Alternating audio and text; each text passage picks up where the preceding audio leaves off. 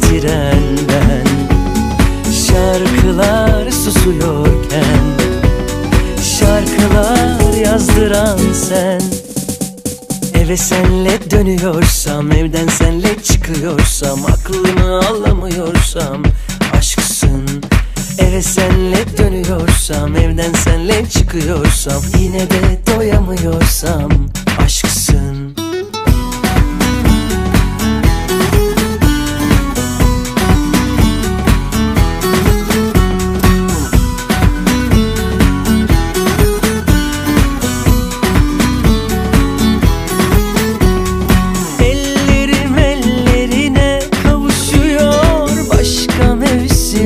Yaz diyemem ben, esiyor aşkın rüzgarı, kalbime esiyor bir güneş düşün, hiç gitmiyor.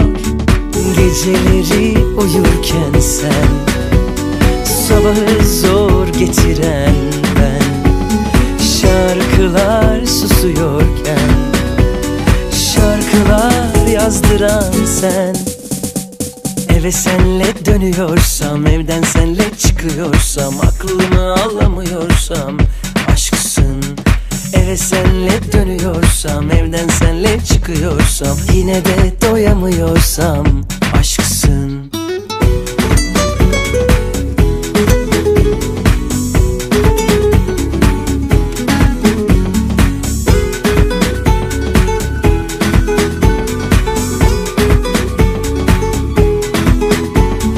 Geceleri uyurken sen, sabahı zor getiren ben.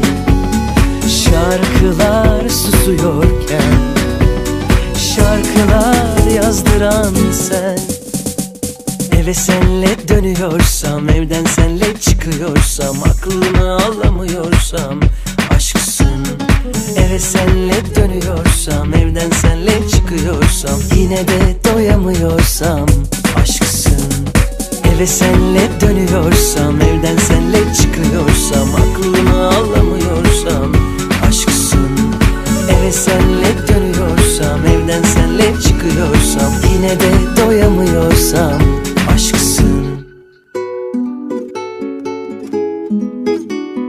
Keyfi yolunda, aşkı sonunda.